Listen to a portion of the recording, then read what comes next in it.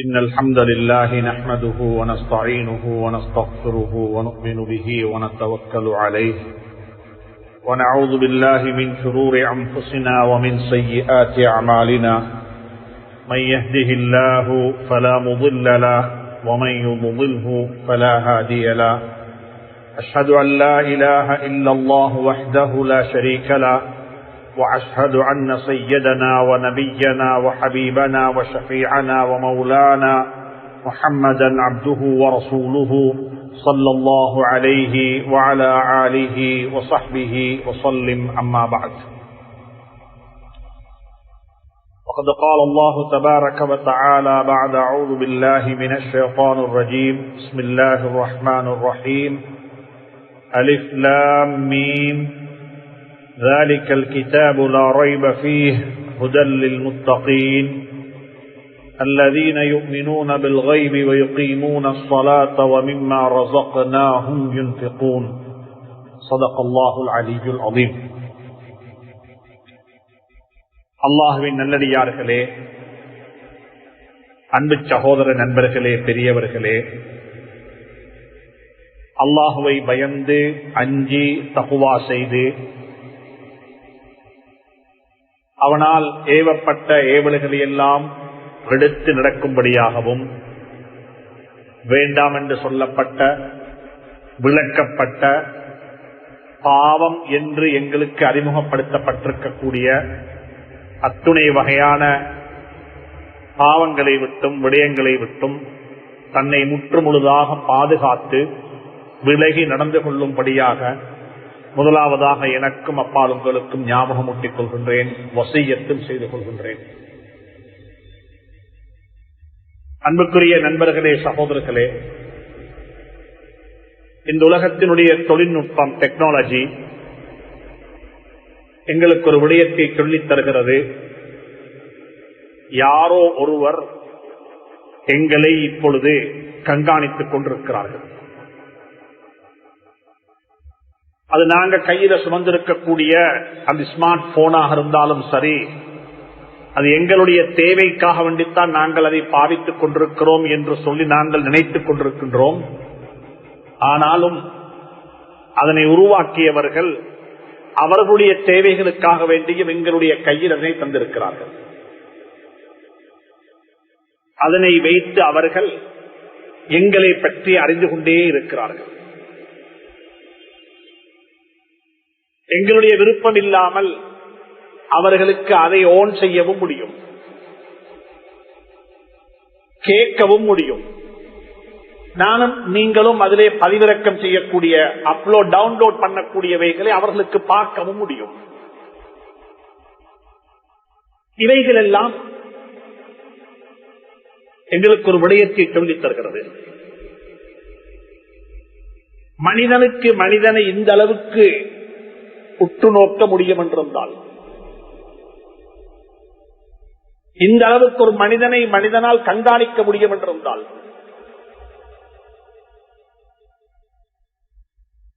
ஒரு போலீஸ் அதிகாரி என்னிடத்தில் கேட்ட ஒரு கேள்வி, 2008 2008 செப்டம்பர் மாதம் 24ஆம் தேதி 1, அதாவது மோருக்கு பிறகு 1:10 இந்த தொலைபேசி இலக்கத்துடன் நீங்கள் எதற்காக வேண்டி கதைத்தீர்கள்? இவர் கேட்கிறது 2020. 2008 பேசின ஒரு சம்பவத்தை, 12 ஆண்டுகளுக்கு முன்னால் கதைத்த பேசின ஒரு டெலிபோன் தொடர்பாடலை கையில டாக்குமெண்ட்டை வைத்துக் கொண்டு கேட்கிறார்.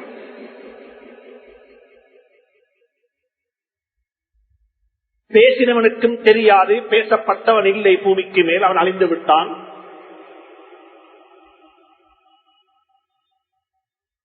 இந்த நிகழ்வு எனக்கு ஒரு விடயத்தை சொல்லித் தந்தது. 12 ஆண்டுகளுக்கு முன்னால் நடைபெற்ற நிகழ்வை நான் மறந்துவிட்டேன். என்ன நடந்தது, எதற்கு கலைத்தோம், எதற்கு பேசினோம் என்று தெரியாது. அவர் வருடத்தையும் சொல்லுகிறார், மாதத்தையும் சொல்லுகிறார், நாளையும் சொல்லுகிறார், நேரத்தையும் சொல்லுகிறார். அது காலையிலா மாலையிலா என்று சொல்லுகிறார். எவ்வளவு நேரம் உரையாடி இருக்கிறேன் என்பதையும் சொல்லுகிறார். அவர் கற்பனை பண்ணி சொல்லவில்லை, அவர் கையில் ஒரு ஆவணத்தை வைத்துக் கொண்டு சொல்லுகிறார். குர்ஆனுடைய ஆயத்து ஞாபகத்துக்கு வந்தது. அலம் யஅலம் பிஅன்னல்லாஹ யரா. உனக்கு தெரியாதா? உனக்கு தெரியாதா? அவர்கள் புரிந்து கொள்ள மாட்டார்களா? என்னை படைத்தவன், உங்களை படைத்தவன் எங்களை நோட்டமிட்டுக் கொண்டே இருக்கிறான்.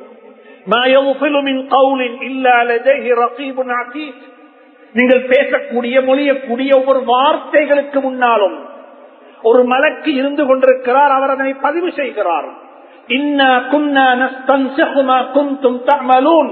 நீங்க என்னெல்லாம் செய்து கொண்டிருக்கிறீர்களோ அவைகளை எல்லாம் நாங்கள் பதிவு செய்து கொண்டே இருக்கின்றோம்.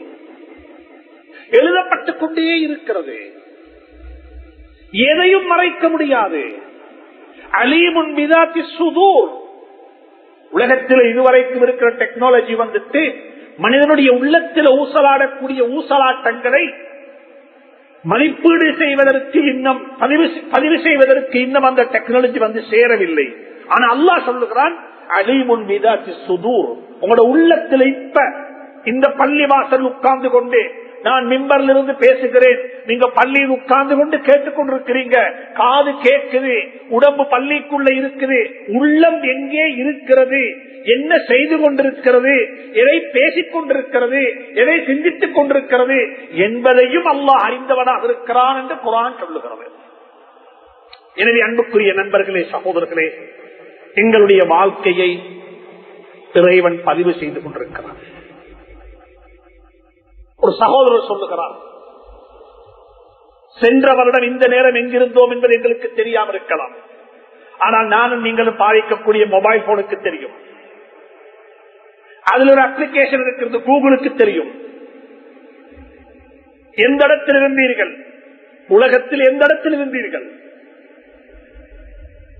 கையில் இருக்கக்கூடிய ஒரு தொலைபேசி, கையில் இருக்கக்கூடிய ஸ்மார்ட் போன் எங்கள தேவைக்காக வேண்டி நாங்கள் பாவிக்கிறோம் என்று நினைத்துக் கொண்டிருக்கிறோம். இல்லை, அதனை உருவாக்கியவர்கள், அந்த டெக்னாலஜியை கண்டுபிடித்தவர்கள் எங்களை அவதானிப்பதற்காக வேண்டி அதனை எங்களுடைய கையில் தந்து வைத்திருக்கிறார்கள். எனவே எங்களை படைத்தவன் இதை விடவும் உன்னதமாக உன்னிப்பாக எங்களை பார்த்துக் கொண்டிருக்கிறான். மறைக்க முடியாது, ஒழிக்க முடியாது. அவன் எங்களின் மீது ஆதிக்கம் செலுத்திக் கொண்டிருக்கிறான். நாடியவர்களை உயர்த்தக்கூடியவன், நாடியவர்களை தாழ்த்தக்கூடியவன், செல்வந்தர்களாக்கக்கூடியவன், ஏழைகளாக்கக்கூடியவன். அவன் சொல்லிக்கொண்டே போகிறான் அவனுடைய சக்தியை பற்றி, குதிரத்தை பற்றி, வல்லமையை பற்றி. எனவே அன்புக்குரிய நண்பர்களே, சகோதரர்களே, எல்லா சந்தர்ப்பத்திலும் நாங்கள் முஸ்லிம்களாக வாழ வேண்டும், முஃமின்களாக வாழ வேண்டும், ஈமானுடைய மக்களாக வாழ வேண்டும். உங்களுடைய சிந்தனைக்காக வேண்டி எனக்கு உங்களுக்காக வேண்டி ஒரு கேள்வி கேட்கின்றேன்.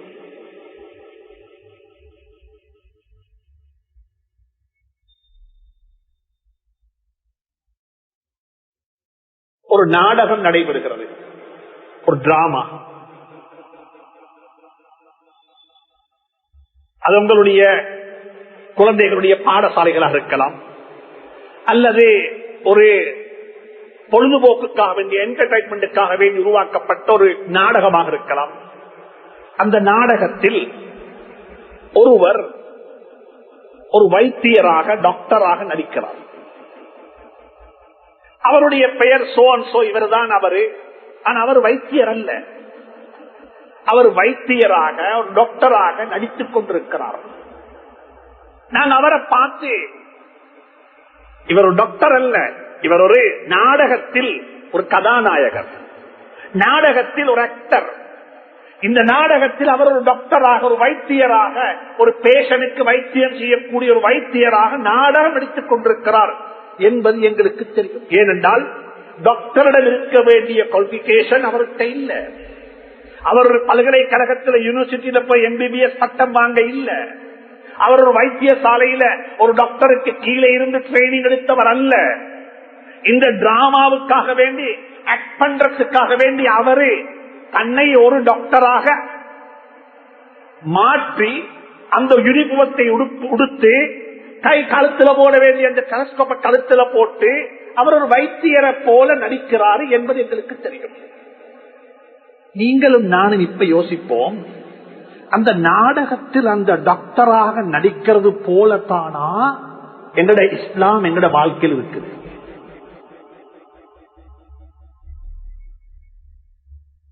எங்கட வாழ்க்கையில எங்கட இஸ்லாம் அப்படியா இருக்குது?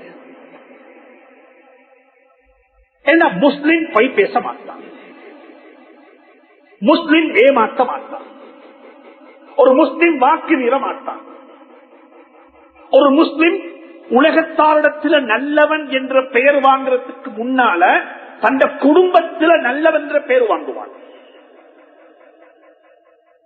மிம்பர்ல இருக்கிற என்ன பார்த்து நீங்க எல்லாரும் சொல்ல நல்லவர் என்று சொல்லி இல்ல, என்னுடைய வீட்டுக்குள்ளே இருக்கக்கூடியவர்கள் என்னை பார்த்து சொல்ல வேண்டும் இவர் நல்லவர். அந்த பட்டத்தை நான் வாங்கிவிட்டேனா? நாங்கள் வாங்கிவிட்டோமா? அந்த பட்டங்களை எல்லாம் வாங்காமல் வாழ்க்கையில போய், வாழ்க்கையில ஏமாற்றம், வாழ்க்கையில மாறுபாடு, வாழ்க்கையில கலப்படம், வாழ்க்கையில உள்ளமட்டு பாவத்தையும் வாழ்க்கையில செய்து கொண்டே இருக்கிறோம். சொந்த உறவுகளை துண்டித்து வாழுகிறோம். குடும்பத்தில சண்டை, குடும்பத்தில ஒரு நாளும் ஒற்றுமையாக வாழ்ந்த வரலாறு கிடையாது. ஜனாதா வீட்டிலையும் பிரச்சனை, மையத்து வீட்டிலையும் பிரச்சனை, கல்யாண வீட்டிலையும் பிரச்சனை. சின்ன சின்ன குழந்தைகள் 13, 14, 15 வயது குழந்தைகள் வீட்டுக்குள்ள வாழ முடியாது. பாப்பா உம்மாவிடமிருந்து கிடைக்க வேண்டிய பாசம், அன்பு, இரக்கம் எங்களுக்கு கிடைக்கவில்லை. இவர்கள் எங்களை சிறைச்சாலையில் வைத்து வாழ வைக்கிறார்கள் என்ற செய்தியை எடுத்துக்கொண்டு எங்களுடைய வீட்டுக்குள்ளே வாழ்ந்து கொண்டிருந்த குழந்தைகள் வெளியே போற காலத்துக்கு நாங்க வந்துட்டோம். இப்ப சிங்கள பத்திரிகைகளும் சிங்கள சோசியல் மீடியாக்களும் அதை எப்படி எழுதி கொண்டிருக்கிறார்கள். கொஞ்சம் உள்ளத்துல கைய வச்சு கேட்டு பாருங்க, ஏண்டா இஸ்லாம் ஒரு நாடகமா? நான் ஒரு உண்மையிலே முஸ்லிம் அல்ல, ஆனா ஒரு முஸ்லிமாக நாடகம் நடிக்கிறேன். உடுப்ப உடுத்து ஒரு ஆக்ஷனை போட்டு அந்த வேல்யூஸ காணம், அந்த வேல்யூஸ், அந்த விழுமியங்களை வாழ்க்கையில காணாமலாகிவிட்டது. ஹராம் ஹலால் பேணுவது என்பது கடையில போயிட்டு அந்த பாக்கோட ரீட் பண்றதும் இதுக்கு ஹலால் சர்டிபிகேட் கொடுத்திருக்காண்டு மட்டும்தான் பார்க்கிறோம். அல்லாம அதை வாங்கறதுக்குரிய பணம் ஹலாலாண்டு பார்த்தோமா? அனந்தர சொத்துல துரோகம், சுபஹானல்லாஹ், அனந்தர சொத்துல நடைபெறக்கூடிய துரோகம். இன்னா லில்லாஹி வ இன்னா இலைஹி ராஜிஊன். எத்தனை வீடுகளுக்குள்ள சொத்துக்கள் மார்க்கம் குர்ஆன் சொல்லப்பட்ட, குர்ஆன் சொல்லக்கூடிய முறை பிரகாரம் பிரித்து பங்கிட்டு கொடுக்கப்பட்டிருக்கிறது. எனவே அன்புக்குரிய நண்பர்களே, சகோதரர்களே, வாழ்க்கையை நாடகமாக மாற்றாமல் வாழ்க்கை ஒரு யதார்த்தமான வாழ்க்கையாக மாற வேண்டும். உண்மையிலேயே நான் ஒரு முஸ்லிம், நான் போய் பேசுவது கிடையாது, வாக்கு மீறுவது கிடையாது, நம்பிக்கை துரோகம் கிடையாது, குடும்பத்தில் நல்லவன் என்ற பெயர் வாங்கி இருக்கின்றேன், தொழிலில் ஹராம் ஹலால் பேணக்கூடியவன் என்று மார்பு தட்டி சொல்லக்கூடிய அளவுக்கு என்னிடத்தில் இஸ்லாம் இருந்தால் தொழுகைக்காக வேண்டி தக்பீர் கட்டிக்கொண்டு சூரத்துல் ஃபாத்திஹா ஓதுவதற்கு முன்னால் அல்லாஹ்விடத்தில் பேசக்கூடிய ரகசியம், وأنا من المسلمين وجهت وجهي للذي فطر السماوات والأرض حنيفا مسلما.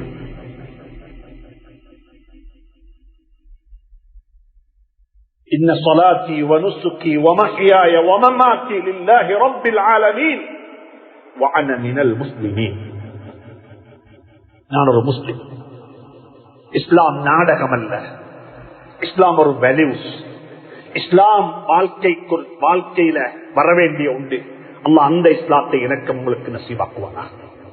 அன்புக்குரிய நண்பர்களே, சகோதரர்களே, நான் உங்களுக்கு முன்னால் குர்ஆனுடைய ஒரு முக்கியமான குர்ஆனுடைய ஆரம்ப ஆயத்துக்களில் இருந்து சில ஆயத்துக்களை திலாவத்து செய்தேன். அதில் அல்லாஹ் சுப்ஹானஹு வ தஆலா தக்வாவுடைய மக்களை பற்றி சொல்லுகிறார். ஹுதல்லில் முத்தகீன். இந்த குர்ஆன் இறையச்சமுடைய தக்வாவுடைய மக்களுக்கு வழிகாட்டும் என்று குர்ஆன் சொல்லுகிறது. தக்வாவுடையவர்கள் யார்? தக்வாவுடையவர்கள் யார்? இது எப்படி எங்களுக்கு அடையாளம் கண்டுகொள்ள முடியும்? தக்வாவுடையவர்கள் டிரஸ் கோடால, உடுப்பால, யூனிஃபார்மத்தால அடையாளம் காண முடியுமா? அல்லது வேறொரு வழியில் அடையாளம் காண முடியுமா? அல்லாஹ் குர்ஆன்ல தக்வாவுடைய மக்களுக்கு அடையாளம் 3 விஷயம் சொல்கிறான். 3 விஷயம் இதை சுருக்கமாக சொல்லி முடிக்கிறேன். ஒன்று சொல்லுகிறான், அவர்கள் யாரு தெரியுமா? அல்லதீனஹும் மறைமுகமான விடயங்களை கொண்டு விசுவாசம் கொண்டிருப்பார்கள். புத்திக்கு படுதில்லை, என்னோட கல்குலேஷன் அது இல்லை, என்னோட எங்களுக்கு தரப்பட்ட விஸ்டமால் அதை தீர்ப் பண்ண முடியாது. ஆனா அல்லாஹ் சொல்லுகிறான், அல்லதீன யுமினூன பில் கைப், மறைமுகமானது, புத்திக்கு படுவே இல்லை. 5 நேரம் வாழ்க்கையில தொழுகைகளை கடைபிடித்து தொழுது வரக்கூடியவனுக்கு ரிஸ்குடைய அபிவிருத்தி கிடைக்கும். நாங்க கடையை திறந்தாத்தான் ரிஸ்குடைய அபிவிருத்தி என்று நாங்க நினைக்கிறோம். குர்ஆன் சொல்லுது, தொழுகைகளை நேரத்தை பேணி கவனமாக தொழக்கூடியவர்களுக்கு ரிஸ்குடைய அபிவிருத்தியை நாங்க கொடுப்போம் என்று குர்ஆன் சொல்லுது. நபி ஹதீஸ் சொல்லுது, உங்களோட குடும்பத்துக்கு தொழுகையை பற்றி சொல்லிக் கொடுங்கோ, நாங்க ரிஸ்க் தரோம். அல்லாஹ் சொல்லுவாங்க,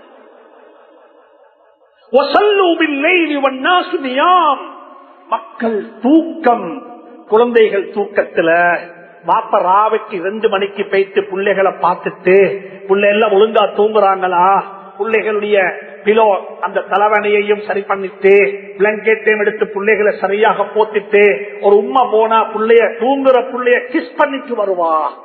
நல்ல விடயம், அதான் தாய், அதான் தகப்பன். ஆனா எல்லாம் செஞ்சிட்டு வந்து வாப்ப தூங்காம ஒவ்வொரு செஞ்சு கொண்டு வந்து 2 ரக்காத்து 4 ரக்காத்து தொழுதுட்டு பிள்ளைகளுக்காக துஆ கேட்கக்கூடிய வாப்பங்க இருக்கிறாங்க. பிள்ளைகளுக்காக வேண்டி கரமேந்தி அல்லாஹ்விடத்தில் மன்றாடக்கூடிய வாப்பங்க இருக்கிறாரு, தாய் எங்க இருக்கிறாங்க? வாப்ப உம்மோட சிரிப்பை பார்த்த பிள்ளைகள், வாப்ப உம்மா சிரித்துக் கொண்டிருக்கிற காட்சியை பார்த்த பிள்ளைகள், வாப்ப உம்மா அழுது கொண்டிருக்கிற காட்சியை இன்னும் காணவில்லை.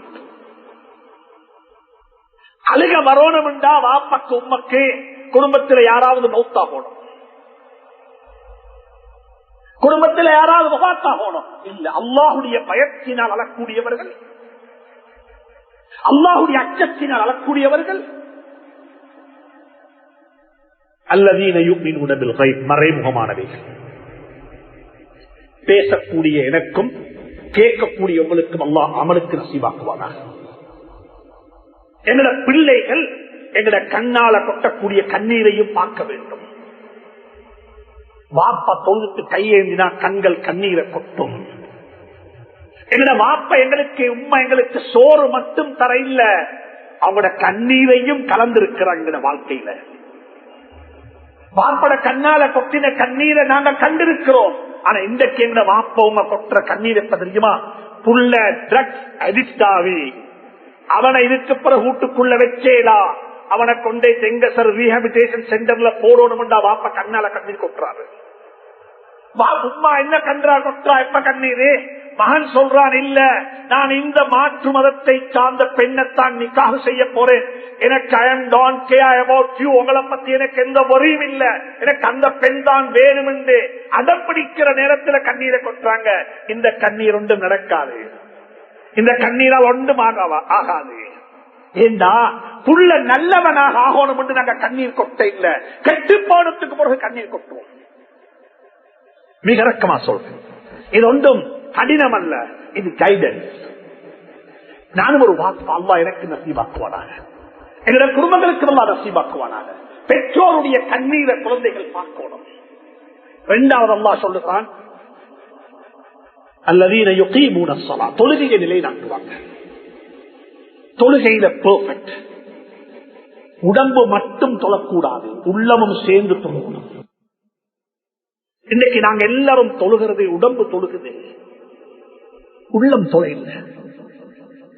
தொழக்கூடிய மக்கள் எல்லாம் முஃமின்கள் அல்ல. குர்ஆன் சொல்லுது தொழக்கூடிய மக்கள் எல்லாம் முஃமின்கள் அல்ல. பள்ளி நிறைய மக்கள் தொழுகிறாங்கன்னா எல்லாரும் முஃமின் என்று குர்ஆன் சொல்ல இல்ல.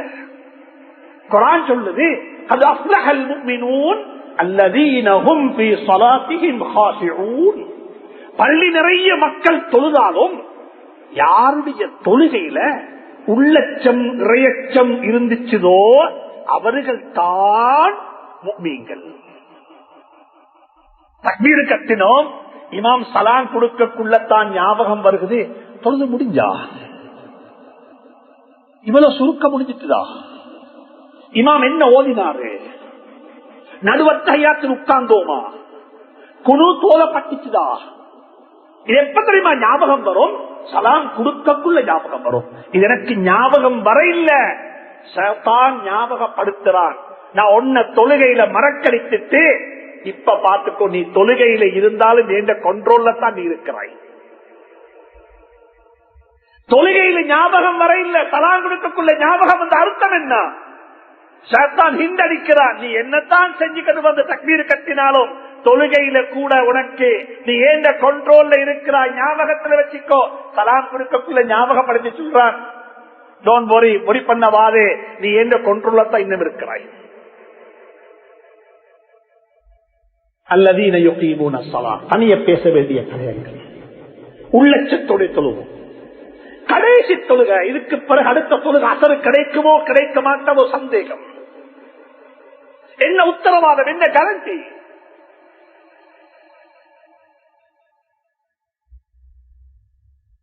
அல்லாஹ் நசீபாக்குவானா. ஃபவைலுல் லில் முஸல்லீன், தொழக்கூடிய மக்களுக்கு நாசம் உண்டாகட்டும். குர்ஆன் சொல்லுது, கஷ்டப்பட்டு வந்தாரு, வாகனம் பார்க் பண்ண இடமில்ல, தூரத்துல பார்க் பண்ணினாரு, நடந்து ஓடோடி வந்தாரு, பள்ளிக்கு கஷ்டப்பட்டு உள்ளுக்கு புகுந்தாரு, ஒது செஞ்சாரு, கஷ்டப்பட்டு கலட்ட வேண்டியதெல்லாம் கலட்டி எல்லாம் கஷ்டப்பட்டு ஒது செஞ்சாரு, தொழுதுட்டு போறாரு. குர்ஆன் சொல்லுது, உண்ட உள்ளம் தொலை இல்லையா, உண்ட உடம்பா தொழுவிச்சது, உனக்கு நாசம் உண்டாகட்டும். இது உடம்பால செய்யற அமல், உள்ளத்தால செய்யப்பட வேண்டிய அமல். உள்ளமும் உடம்பும் சேர்ந்து தொழணும். என்ன செய்யறோம் என்று தெரியாத தொழுகை அல்ல. அல்லாஹ் எனக்கும் உங்களுக்கும் அந்த தொழுகையை நசீபாக்குவானா. மூணாவது அல்லாஹ் சொல்றான், வமிம்மா ரஸக்னாஹும் யுன்ஃபிகூன், நாங்க அவர்களுக்கு எதையெல்லாம் கொடுத்திருக்கிறோமோ அவைகளை எல்லாம் அவர்கள் நல்ல வழியில செலவழிப்பார்கள். இது பணத்தை பத்தி அல்லாஹ் சொல்ல இல்லைங்க. இது பணம் மட்டுமல்ல. செலவழிக்கிறதா பணம் என்று மட்டும் கொண்டு வர வானம். உலமாக்களுடைய அறிவு, ஞானம், கல்வி, கல்விமான்களுடைய அனுபவம், ப்ரொஃபஷனலுடைய ப்ரொஃபஷனலிசம், டாக்டர்ஸுடைய வைத்தியம், www.acmyc.com.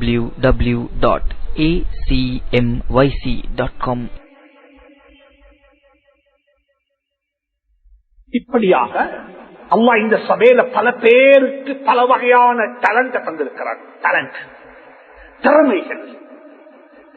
இதை வச்சு பணம் சம்பாதிக்க மட்டும் இதை பாவிச்சாம இதை வச்சு ஒரு சமூகத்தை உருவாக்க பாருங்க.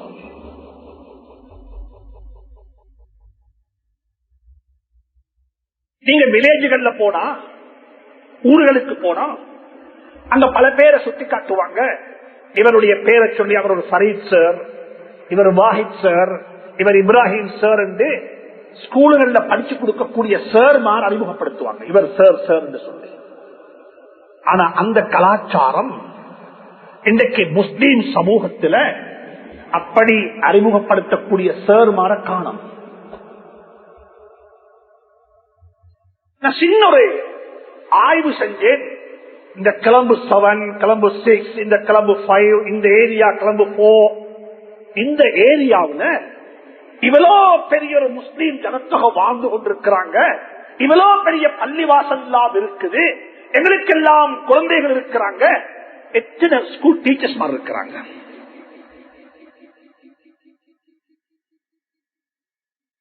எத்தனை ஸ்கூல் டீச்சர்ஸ் இருக்கிறாங்க, டாக்டர்ஸ் இருக்கிறாங்க, நோய் வட்டா வைத்தியம் செய்ய இருக்கிற டாக்டர்ஸ் இருக்கிறாங்க. ஆனா பாடசாலைக்கு போகக்கூடிய ஒரு புள்ளைக்கு உலகத்தையும் தீனையும் மார்க்கத்தையும் சொல்லிக் கொடுக்க சார் மாறில்ல. மிக வருத்தத்தோடு சொல்றேன். சென்ற 2 மாதங்களுக்கு முன்னால GCE O level exam result out ஆகிச்சு. ஸ்டாட்டிஸ்டிக்ஸோட சொல்றேன், ஒரு முஸ்லீம்கள் பறந்து வாழக்கூடிய ஏரியாவில் ஜோன்ல 550 லட்சம் பிள்ளைகள் ஜிசி ஓலவல்ல இஸ்லாம் பாடத்துக்கு சிட் பண்ணல. இஸ்லாம் பாடத்துக்கு 120 பேர் ஃபெயில், 160 லட்சம் பேர் சிம்பிள் பாஸ். அதே நேரத்தில் அன்றைக்கு நாள் சிங்கள பத்திரிகையில ஃப்ரண்ட் பேஜில் வருகிறது, இந்த வருஷம் முஸ்லீம் பொம்பளை பிள்ளைகள், முஸ்லீம் குழந்தைகள் புத்திசத்திலையும் சிங்கள லாங்குவேஜிலையும் அதிகமானவங்க எடுத்திருக்கிறாங்கன்னு சொல்லி. புத்திசம் படிச்சு கொடுக்கணும். ஆனா அங்கேயும் ஒரு தவறான கருத்து சொல்லப்பட்டுக் கொண்டிருக்குது. 94ஆம் ஆண்டுக்கு பிறகு இஸ்லாம் பாடத்துக்குரிய சேர்மார் யாரும் அப்பாயின்மெண்ட் பண்ணப்பட இல்லை. அது அப்படி அல்ல. இஸ்லாம் பாடத்துக்கு மட்டுமல்ல, ரிலீஜன் படிச்சு கொடுக்கிறதுக்கு எந்த ஒரு அப்பாயின்மெண்ட் நடக்க இல்லை. அது புத்திசத்துக்கும் தான், இஸ்லாத்துக்கும் தான், கிறிஸ்தவத்துக்கும் தான், இந்துசத்துக்கும் தான் மார்க்கம் படிச்சு கொடுக்கிறதுக்கு அப்பாயின்மெண்ட் நடந்தில்ல. இஸ்லாத்துக்கு மட்டுமல்ல. ஆனா புத்திசத்துக்கு அப்பாயின்மெண்ட் நடக்க இல்ல. அங்க உள்ளுக்கு இருக்கிற சேர்மார் புத்திசம் படிச்சு கொடுக்கிறாங்க. பிள்ளைகள் எவ்வளவு ஏலவல்ல பாஸ் ஆகுறாங்க. எனக்கு கொழும்புடைய ஸ்டாட்டிஸ்டிக்ஸ் இருக்குது, அது எனக்கு உங்களோட ஷேர் பண்ண கஷ்டமாக இருக்குது. என்னோட பிள்ளைகள் எங்க மார்க்கம் படிக்க போறாங்க. எனவே மிக அன்பாக சொல்லுகிறேன், கல்விமான்களுக்கு சொல்லுகிறேன், இன்டலெக்சுவலுக்கு சொல்லுகிறேன், ப்ரொஃபஷனல்ஸுக்கு சொல்லுகிறேன், நீங்க உங்களுக்கு அல்லாஹ் தந்திருக்கிற இந்த செல்வத்தையும், இந்த அறிவையும், இந்த விஸ்தத்தையும், இந்த ப்ரொஃபஷனலிசத்தையும் வைத்து நீங்க துனியாவை சம்பாதிங்க, பிரச்சனை இல்ல. ஆனா அது உங்களுக்கு தரப்பட்டது உங்களுக்காக வேண்டி மட்டுமல்ல, அது நீங்க மற்றவர்களுக்கு செலவழிக்க வேண்டும். அதை இன்னைக்கு பணக்கார சமூகம் தர்மம் செய்து, என்னோட தர்மத்தை 2004ஆம் ஆண்டு சுனாமிக்கு பிறகு நீங்க அனலைஸ் பண்ணி பார்த்தா நாங்க எல்லாரும் எமோஷனலாகத்தான் தர்மம் செஞ்சிருக்கிறோம். எமோஷனலாக யாராவது அடிச்சோனும், நெருப்பு பத்தோனும், வெள்ளம் வரணும், பூமி அதிர்ச்சி வரணும், அல்லது மண் சரிவு ஏற்படணும், அப்பத்தான் நாங்க தர்மம் செய்வோம். என்னோட தர்மத்தை, என்னோட பணத்தை மாறி வழங்குவோம். எப்ப தெரியுமா? என்ன சரி ஒரு அனர்த்தம் ஏற்பட்டு விட்டா திட்டமிட்டு இன்றைக்கு எங்கட காத்து, இன்றைக்கு எங்கட சதகா நாங்க இதுக்கு கல்விக்கு செலவழிச்சா 10 வருஷத்துக்கு பிறகு இன்ஷா அல்லாஹ் எங்களுக்கு ரிசல்ட் கிடைக்கும். ஹியூமன் ரிசோர்ஸ் டெவலப்மெண்ட், மனித வள அபிவிருத்தி, கெபாசிட்டி பில்டிங், மனிதர்களுடைய கெபாசிட்டியை கூட்டுறதுக்கான தர்மம் எங்களோட சமூகத்தில் இல்ல. எங்களோட சமூகத்தில் இல்ல. ஒரு ட்ரைனிங் சென்டர் இல்ல. மனிதவள அபிவிருத்தி அது கோஆபரேட்ல, அது மதரசாக்கள் இல்ல, பள்ளிவாசலுடைய இமாமுக்கு இல்ல. அவர் அன்றைக்கு மதரசால் ஓதித்து வந்தாரு, அவரை மௌத்தாகும் வரைக்கும் அதே இடத்தில் இருக்கிறாரு. அவருக்கு எந்த வகையான ஒரு ப்ரொஃபஷனல் கண்டினியூஸ் ப்ரொஃபஷனல் ட்ரைனிங் அவருக்கு இல்ல. இதை யாரு யோசிக்கிறது? இதை யாரு யோசிக்கிறது? உலமாக்களுக்கு சமூகம் நல்லக தெரியும். உலமாக்களுக்கு கிதாப நல்லக புரிஞ்சிருக்கிறாங்க, கிதாப கரைச்சு குடிச்சிருக்கிறாங்க. ஆனா சமூகம், மனிதர்கள், நாங்க வாழ்ற யுகம், இன்றைக்கு இருக்கிற ஆர்டிபிஷியல் இன்டெலிஜென்ஸ், இன்றைக்கு இருக்கிற விஞ்ஞானம், சயின்ஸ், இன்றைக்கு மக்கள் பேசக்கூடிய லாங்குவேஜ், எங்களுடைய யூத், எங்களுடைய யங்ஸ்டர்ஸ் பேசக்கூடிய சோசியல் மீடியா, சுப்ஹானல்லாஹ். குறை சொல்லி வேலை இல்ல. நாங்க யாருமே அதுல இன்வெஸ்ட்மெண்ட் பண்ண இல்லை. நாங்க யாருமே அதுக்கு செலவழிக்க இல்லை. நாங்க செலவழித்தது முழுக்க தின்ன கொடுக்கறதுக்கு, குமர கொடுக்கறதுக்கு, நோய் வந்தா பைபாஸ் பண்றதுக்கு. நான் கொடுக்க வானம் என்று சொல்ல இல்ல. பைபாஸுக்கும் கிட்னி டிரான்ஸ்பருக்கும் அதுக்கும் இதுக்கு நாங்க செலவழிக்கிறோமோன்ற பார்த்துட்டு நான் கேட்கிறேன், எந்த பள்ளிவாசல்ல எந்த இடத்துல நோய் இல்லாத ஒரு சமூகத்தை கட்டியெழுப்புறதுக்கு நாங்க செலவழிச்சிருக்கிறோம்? ஒரு நோய் இல்லாத சமூகம் கொழும்புல இருந்து நல்ல 2 ரிசோர்ஸ் பீப்பிளை கொண்டு வந்து எங்க ஊர்ல பைபாஸ் என்ன, ஹார்ட் அட்டாக் என்ன, இது வராமிக்க நாங்க என்ன செய்யணும்? இந்த அவேர்னஸ் நாங்க கிரியேட் பண்ண இல்லை. ஆனா நோய் வந்தா லட்சக்கணக்கான ரூபாக்களை கொண்டு தனியார் ஹாஸ்பிட்டல கட்டிட்டு வரும். மிக அன்பாக சொல்லுகிறேன், அர்த்தம் அல்லாஹ் எனக்கும் உங்களுக்கும் தந்திருக்கக்கூடிய வளங்களை, திறமைகளை, எனக்கும் உங்களுக்கும் தந்திருக்கிற சோர்ஸ், அது எந்த சோர்ஸாக இருந்தாலும் அந்த சோர்ஸ சமூகத்துக்காக வேண்டி செலவழிங்கோ, சமூகத்துக்காக வேண்டி கொடுங்கோ. ஸல்லல்லாஹு அலைஹி வஸல்லம் பள்ளி வாசலை விட்டுட்டு போக இல்ல. அவங்களோட பள்ளி இன்றைக்கு இருக்கிற பள்ளி தொழுத இடம் மட்டும்தான் இருக்குது. ஆனா இன்றைக்கு இருக்கிற கட்டுமானம், இன்ஃப்ராஸ்ட்ரக்சர், அவர்கள் பாவிச்ச மிம்பர் என்று சொல்றது எல்லாமே பிற்காலத்தில் உருவானது. அது நபி ஸல்லல்லாஹு அலைஹி வஸல்லம் செஞ்சதல்ல. அந்த பச்சை காப்பட், அந்த வெள்ளை காப்பட், அந்த அந்த ரௌதா ஷரீப் என்று சொல்லி நாங்க அடையாளப்படுத்திருக்கிறோமே, அந்த அடையாளம் மண்ணாக மட்டும் இருந்துச்சு. மழை காலத்துல சுஜூது செஞ்சா சேறுபடும், வெயில் காலத்துல சுஜூது செஞ்சா கல்லு குத்திப்படும்.